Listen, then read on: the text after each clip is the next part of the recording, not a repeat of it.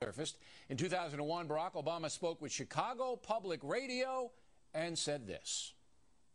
The Supreme Court never ventured into the issues of redistribution of wealth and sort of more basic issues of political and economic justice in the society. Maybe I'm showing my bias here as a legislator as well as a law professor, but I'm not optimistic about bringing about major redistributive change through the courts. The institution just isn't structured that way. And thank God for that. Now, the Obama campaign is not happy about that tape. Spokesman Bill Burton saying, quote, "This is a fake news controversy drummed up by the all-too-common alliance of Fox News, a Drudge Report, and John McCain," unquote. Joining us from Washington with reaction, Fox News analyst Newt Gingrich has a brand new DVD out called We Have the Power, which he hosts with his wife, Callista. I'm not really sure why the Obama campaign is angry with this, because Barack Obama has made no secret of the fact that he is going to try to redistribute wealth. I asked him. He said, look, the waitress not make as much as you, O'Reilly. I'm going to take from you and give to the waitress. He hasn't made any secret of it, so why do you think they're upset?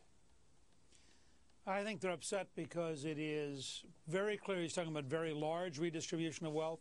He goes on to say a little later in that interview that you have to put together a political coalition, which he has with Acorn and others, dedicated to redistributing wealth. And I think it's the clearest example of how close he comes to almost a European socialist model of redistribution of anything we've heard, because it's not just a casual answer to Joe the plumber. It's a methodical statement that, in fact, he goes on to say that if he and two other people who agreed with him were on the Supreme Court, they'd probably change the court's decision. And he talks specifically about overruling the fundamental rules the Founding Fathers wrote into the Constitution. When you read the whole transcript, as I did this afternoon, and I went through it twice because I couldn't believe it the first time. Now, again, it was 2001. He was a state legislator. You can make all sorts of excuses, but it is a very radical left-wing fundamental change in America redistribution model that comes much closer to the University of Berkeley in California than it does to the presidency in terms of what most people expect politics to be like. Okay, but here's my dilemma. Obama hasn't deceived anybody in this. I have not seen any deception at all in this. If you vote for Barack Obama a week from tomorrow, you're going to get a guy who is the most liberal senator in the country, who has said openly he believes in income redistribution, and who will try, I believe, to do that through a number of ways, taxation being the main one, on people and businesses. So why is Bill Burton shocked, and his spokesman? You're not surprised. I can tell just by your demeanor that you're not surprised about this. You know who he is. But let me explain why this is so dangerous for them. Dave Winston, who's a Republican pollster, did a survey last week, which came out of the field Friday morning. And when asked whether you think government should focus on economic growth or redistribution of wealth, it is 84-9. That is, 84% of the American people want government to focus on economic growth, help small business, have tax cuts, not tax increases. 9% favor redistribution. When asked later in the same survey, if we give money to people who have not paid any taxes, is that a tax cut or is that welfare?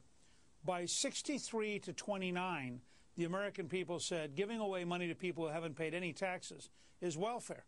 Now, I think the Obama campaign's smart enough to understand, even with the lead they've had up until now, if they go into the last 7 days of campaigning and McCain and Palin can focus intensely on, do you really want millions of Americans to go back on welfare under the Obama plan? Do you really want to have the country focus on economic growth or focus on redistribution? They are in very dangerous water in terms of losing this election, despite the fact that the Bush administration and the economic disaster have placed an enormous burden on McCain. Remember, McCain tonight is running 22 or 23 points ahead of President Bush's approval rating.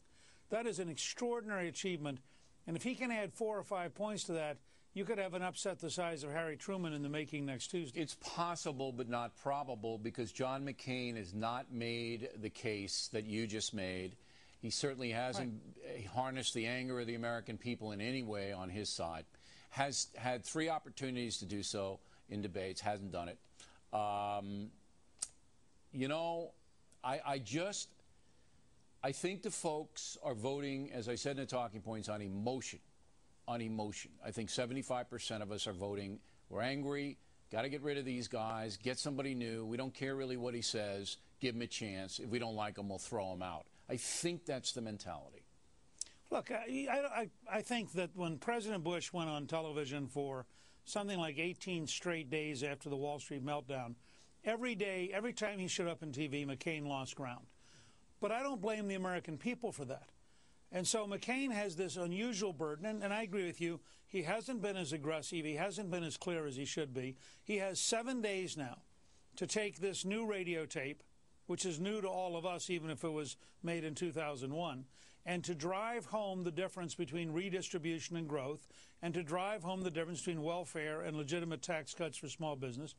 If the McCain campaign is very disciplined for the next 7 days, I think you'll see the gap close, and the reason that matters is if the gap closes, people like Norm Coleman are going to get reelected. The only hope an Al Franken has, as bad as he is that the Obama tide will carry him in and give him the last marginal vote he needs to win. Gotcha. So this last 7 days is a very important time in this particular election. All right. We'll see what happens. It's very strange to me what's going on here, Mr. Speaker, but I appreciate your time very much. Coming next, to Florida anchorwoman and